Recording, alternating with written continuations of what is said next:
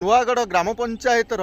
भीमानासी बा गोरडी ग्राम को आम ग्रामटी कंपानी निकटवर्ती जो समय एसआर आमर आसीला बर्तमान आरसल मित्तल यही कंपानी निकट में आमर ग्राम आम भीमानासी बा गोरडी ग्राम को आज आम आसीचे कंपानी निकटवर्ती ये जो ग्रामटी आमर बर्तमान नुआगढ़ ग्राम पंचायत अंतर्भुक्त आगुरी था यहाँ गोचर बुझीपार आज्ञा गाई ये अमुहा गाई थे एटा गोचर थिला तापर सेटा थला ये तापर गवर्नमेंट जगह चाष बास आम सब ये जमी लगी चाष बास सब किसी करूँ आम कंधा जमी सब आमर ये पिंपल जानते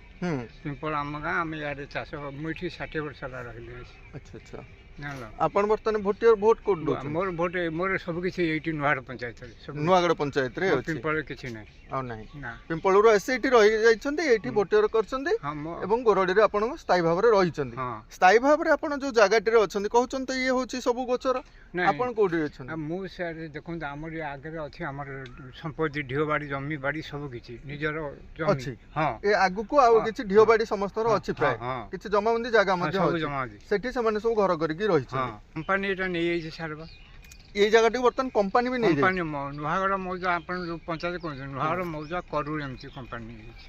हांडिया गाँ टा भी जाउची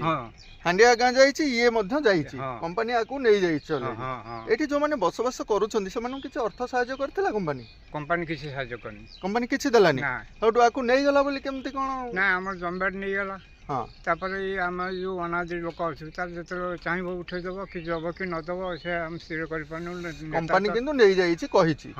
आम 5 भाई 4 भाई से गाँव पलैले मुझे एकोटा ये पलैले गाई गोरु आज्ञा आज्ञा आम ये जगह आम पुओ अच्छे आम एपटे अच्छे ये जगह भी अपन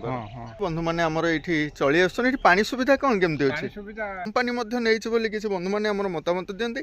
से घर करके बर्तमान ये सब रही आसुँच आपन को नोटिस किसी कर नोटिस कर कंपानी कौन कहूँ उठे जगह देवी कि पैसा ना ये सेमती 10 वर्ष है कहीं चलती माने किसी कार्य कर कंपानी आम कौन सहयोग करुच्ची से तो उठेबा कथा पछरे व्यवस्था रोचे उच्छेद प्रक्रिया किंतु वर्तमान कंपानी आम कौन सहयोग किसी सहयोग करनी देखु लाइट रो व्यवस्था अच्छी एबे से गोटे माने ये जो टैप खुंट टैप मुळे गोटे नहा देछि एबे 3-4 मास हैला ए जो पानी टैप बसै छि गोटे गोटे ना कोन एटा हम आको हाथ रे करिछि। अच्छा विधारे अछंती तो सब ना समस्या कौन अछि टोटल सब जक अछि रास्ता है के नहीं हां रास्तार समस्या जहाँ आम देखु ये बर्तमान रास्तार समस्या ठीक अच्छे आमर जेहेतु रास्ता ना कहीं किसी लोक जमाबंदी जगार रोला बेले बहुत लोक आम अनाबादी रोचे आज्ञा से रास्तार समस्या जहाँ आमको चिंता करें नजर को आसूँ जमाबंदी बेसी अनाबादी कम रहते जमाबंदी बेसी रोचे जमाबंदी धारी बेसी रोला बेले रास्तार समस्या कहीं रही आज्ञा पंचायत आप कंप्लेन दे नथिले कि पंचायत तरफ तो रास्ता हवा कथा जेहेतु आपण माने पंचायत रे वोट दे आछंती ई रास्ता काई हेनी सरपंच माने बड़ मंत्र से तांका भीतर से दाब दिएंगी जदि देह पा खराब हुए आज्ञा जदिओ भी कहार देह पा खराब है बंधु को कहवा अनुसार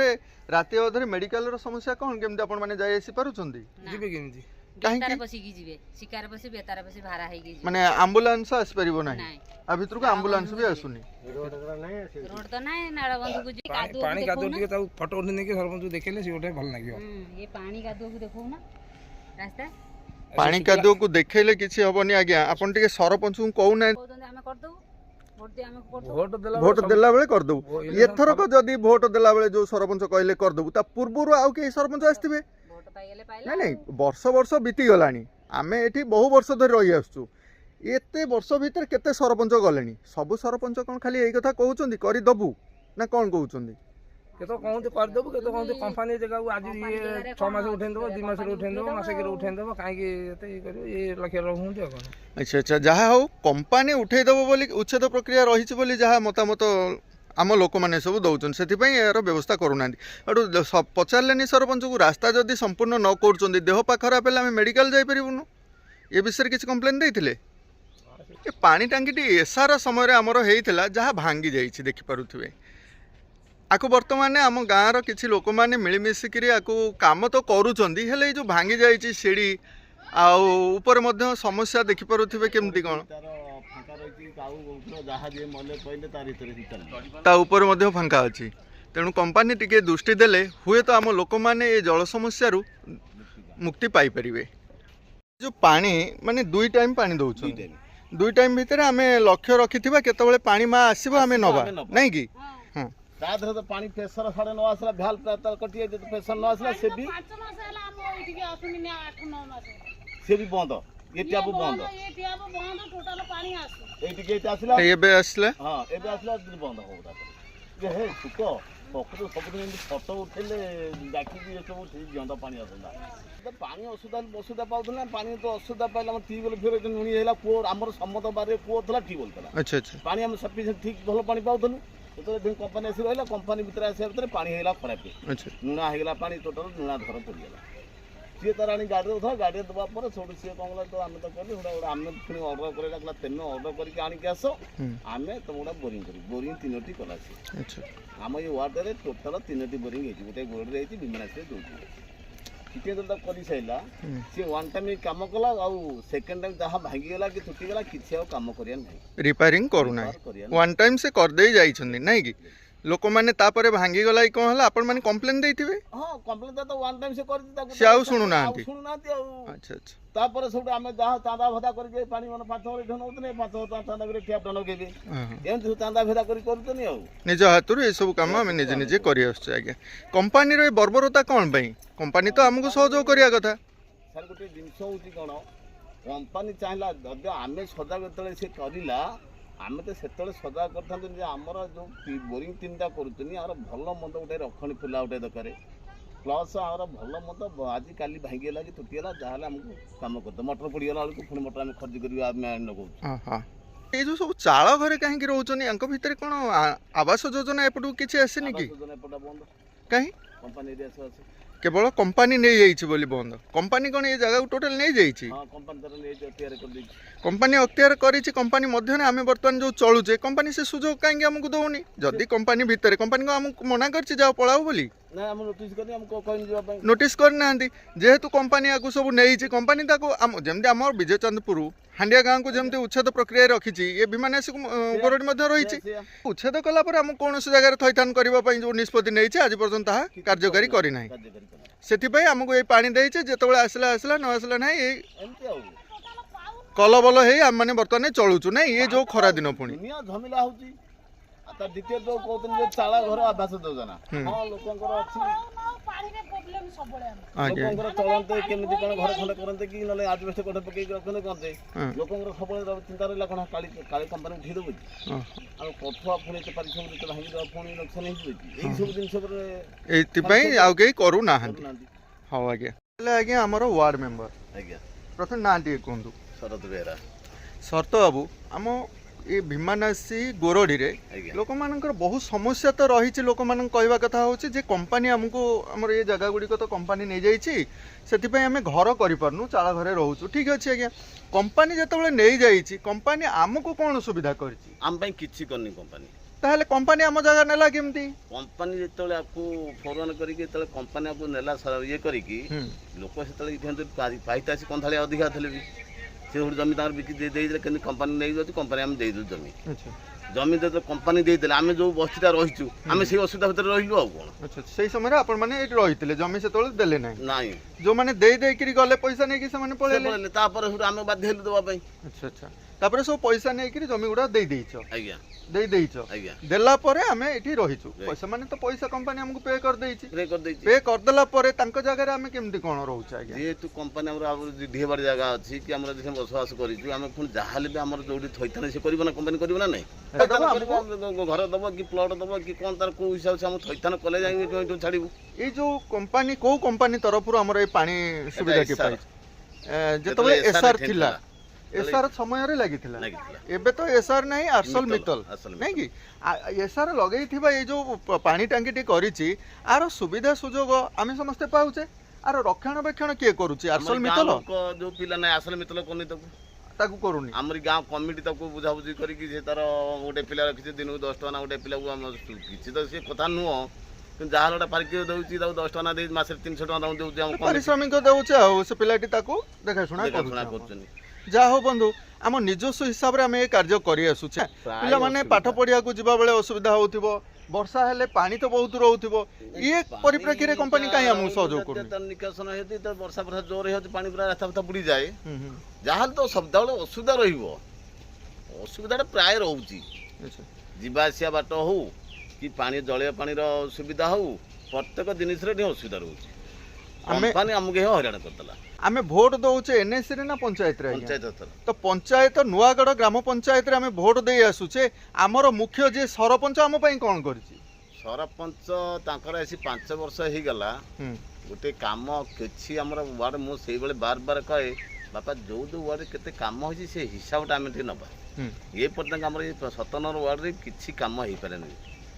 କାମ କ'ଣ ହବ ବୋଲି ଦିଆ ହେଇଥିଲା ସିସି ରୋଡ ପାଇଁ ଦିଆହେଇଥିଲା ତାପରେ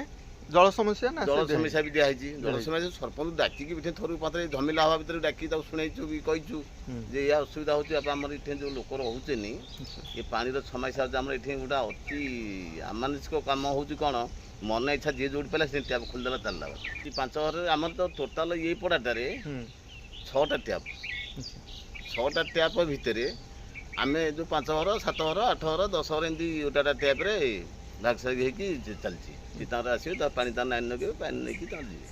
ତଥାପି ଆମେ ପଞ୍ଚାୟତରେ ଭୋଟ ଦେଇ ଆସୁଛୁ ଆଜ୍ଞା ଯେ ପର୍ଯ୍ୟନ୍ତ କମ୍ପାନୀ ଆମକୁ ଉଚ୍ଛେଦ କରିନି ବା ଅନ୍ୟ କୌଣସି ଜାଗାରେ ଆମକୁ ଥଇଥାନ କରିନି ସେ ପର୍ଯ୍ୟନ୍ତ ଆମେ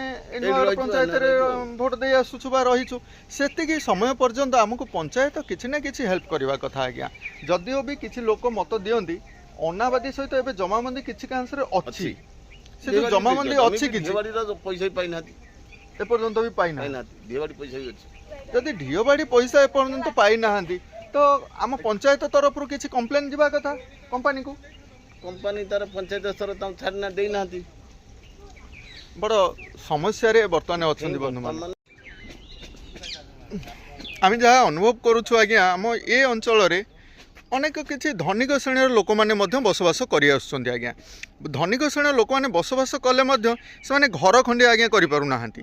କାରଣ ହେଉଛି ଏ ଜମିଟି କମ୍ପାନୀ ନେଇଯାଇଛି ନା କ'ଣ ଆଜ୍ଞା ତେଣୁ କରିକି ଆମେ ନା ଘର କରିକି ରହିପାରୁଛେ ନା ରାସ୍ତାଘାଟ କରିପାରୁଛୁ ନା ଜଳୀୟ ସୁବିଧା ପାଇପାରୁଛୁ କୌଣସି ପରେ ଆମେ ସବୁ ବାଗେ ହଟ ହେଇକି ମରୁଛୁ ଏହାର ସମ୍ପୂର୍ଣ୍ଣ ସଲ୍ୟୁସନ୍ କାହା ଉପରେ ଆଜ୍ଞା କମ୍ପାନୀ ଉପରେ କମ୍ପାନୀ ଯଦି ଆମକୁ ଛାଡ଼ିଦେବ ଏଇଠି ରୁହ କହିଦେବ ଆମକୁ ଜାଗା ଦେଇଦେବ ଆମେ ଘର ଫର କରିକି ଆରାମସେ ରହିଯିବୁ ଆମେ ତ ବାର କମ୍ପାନୀ ଯେତେବେଳେ ଯାହା କରୁଛୁ ଇନକ୍ୱାରି ଫିନକ୍ୱାରି କରୁଛୁ ଆମେ ତ ବାର କହୁଛୁ ଆମେ ରହିବୁ ନୂଆଗଡ଼ ପଞ୍ଚାୟତରେ ଆମେ ଅଛୁ ମାନେ ନୂଆଗଡ଼ ପଞ୍ଚାୟତରେ ରହିବୁ ନୂଆଗଡ଼ ପଞ୍ଚାୟତରେ ଆଉ କୋଉଠି ଜାଗା ଅଛି କି ଆମର ଯେତିକି ଲୋକମାନଙ୍କୁ ରହିବା ପାଇଁ ଅଛି କୋଉଠି ଅଛି ନୂଆଗଡ଼ ପଞ୍ଚାୟତ ହେଲା ବେଳକୁ ନୂଆଗଡ଼ ଆମର ବାଲିଆ ସିଙ୍ଗିଟାଳି ମଝି ଗହିର ନୂଆଗଡ଼ ବାଲିଆ ଆମ ଗହିର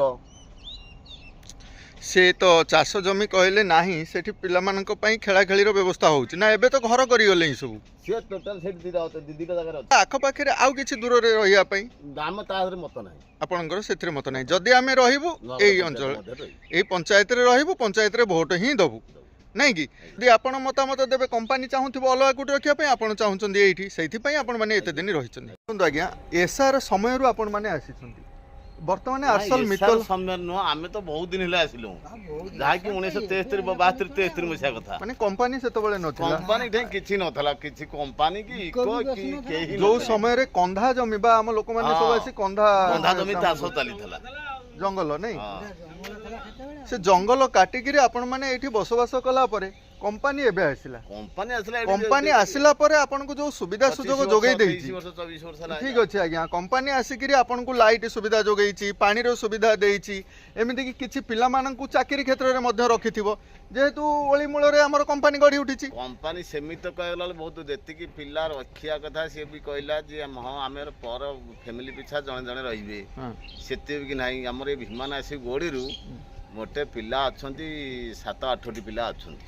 କାହିଁକି ଆଜ୍ଞା 7-8ଟି ପିଲା ରହିଛନ୍ତି ସେ ତ କଥା ଦେଇଥିଲା ନା ସେ ଟୋଟାଲ ଯାହା କ'ଣ ତମେ ତାଙ୍କୁ ତ ପଛରେ ପିଲା ଆମ ଦିଟା ରହିବେ 10ଟା ପିଲା ରହିବେ ନା ନାଇଁ ଏଇଟା ତମର ଇଏ ତମର ଯେତେବେଳେ ହବ ନୋଟିସ୍ ଯେତେବେଳେ ଉଠା ହବ ବିସ୍ତାପିତ ପାଇଁ ହବ ସେତେବେଳେ ତମକୁ କାମ ଦିଆହବ ଏବେ ଆମେ ତାର ପାଣି ତାର ଧୂଆଁ ଏ ସବୁ ଇଫେକ୍ଟ ଆମ ଉପରେ ପଡୁନି କି ଆଜ୍ଞା ଏ ସମୟରେ କାହିଁକି ଆମକୁ କାମ ଦେବାକୁ ମନା କରୁଛି ଡଷ୍ଟ ଉଡଉଛି ସେ ଡଷ୍ଟ ନାଲି ଡଷ୍ଟ ପୁରା ହେଇଯାଉଛି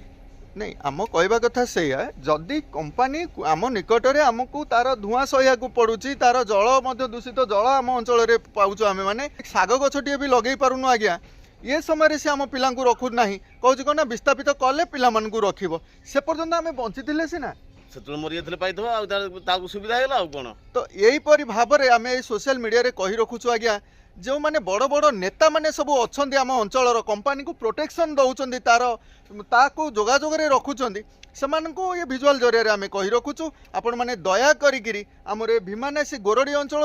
किसी पिला काम दियो जदि किसी पिला काम दे न पारुच ताले टोटाल एम ही छाड़ी दियो एमाने जोटी जहाँ जाकि मूल दुख लगिकी से पेट पोषे आज्ञा जदि एम काम देवाक चाहूच तुरंत ए पिला काम दियो केते परिवार आमर ये अच्छा सके आमर ये अच्छा 652 652 परिवार 7-8टी पिला काम देच आज्ञा आ द्वारा केमी माने सब चलिए गरीब गुरुबा लोक मैंने आज्ञा एमाने कौटू मूल दुख लगिकी एमाने चलुंट आज तांको जदि सपोर्ट न दि जाए से माने ताहले कौन करेंगे एमाने बाहर कहीं आसीना आज्ञा समस्ते आम ओडिशावासी सहयोगर हाथ बढ़ातु एति आमर अनुरोध रोचे आज्ञा।